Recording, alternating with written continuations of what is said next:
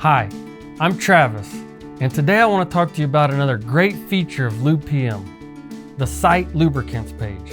As I travel around the country to different manufacturing plants, one common theme is the lack of a lubricant list.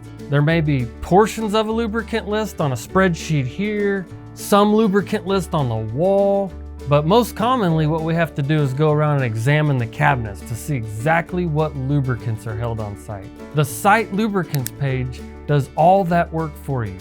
On the page, you'll find things such as a lubricant tag that can be changed. So it'll have its own color, shape, LIS code, lubricant identification system for that specific lubricant. The lubricant name, the amount of places the lubricant's used, the applications, the volume of lubricant used in the plant, as well as technical data sheets and safety data sheets, all in one place.